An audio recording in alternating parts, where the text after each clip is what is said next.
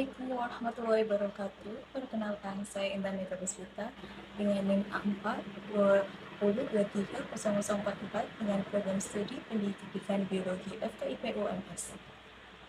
Menurut Undang-Undang RI Nomor 39 Tahun 1999, hak asasi manusia adalah seperangkat hak yang melekat pada hakikat dan keberadaan manusia sebagai makhluk Tuhan yang Maha Esa dan merupakan anugerahnya yang wajib dihormati, dijunjung tinggi, dan dilindungi oleh negara, hukum, pemerintah, dan setiap orang demi kehormatan serta perlindungan harkat dan martabat manusia.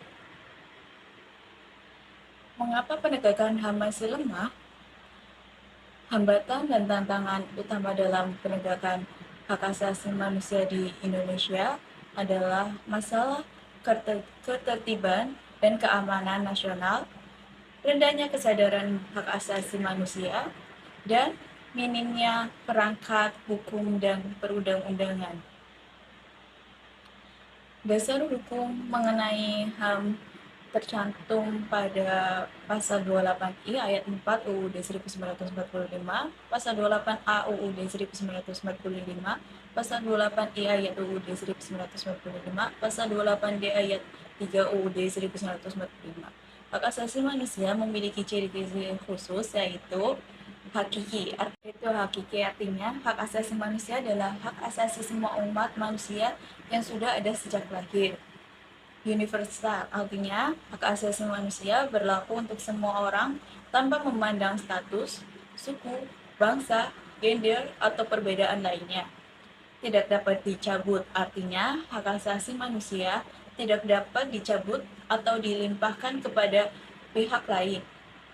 Tidak dapat dibagi artinya semua orang berhak mendapatkan semua hak, baik hak sipil dan politik atau hak ekonomi, sosial, dan budaya.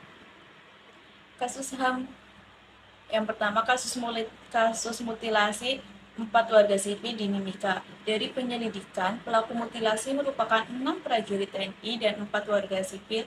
Para pelaku diduga memiliki bisnis bersama sebagai pengepul solar. Komnas HAM menyatakan tindakan para pelaku telah melukai nurani dan merendahkan martabat manusia. Yang kedua, kasus pembunuhan Munir Said Khalid adalah seorang aktivis hak asasi manusia yang dibunuh di dalam pesawat pada 7 September 2004. Munir diracun di udara dalam perjalanannya dari Jakarta menuju Amsterdam. Meski sudah 18 tahun berlalu, tetapi kasus ini masih terus menyisakan tanda tanya. Sebab alasan mengapa Munir dibunuh dan siapa dalam pembunuhan belum terungkap. Pemerintah Indonesia dalam proses penegakan HAM ini telah melakukan langkah-langkah yang cukup. Yang pertama adalah pembentukan Komisi Nasional Hak Asasi Manusia atau Komnas HAM. Yang kedua, pembentukan instrumen HAM. Yang ketiga, pembentukan pengadilan HAM. Terima kasih.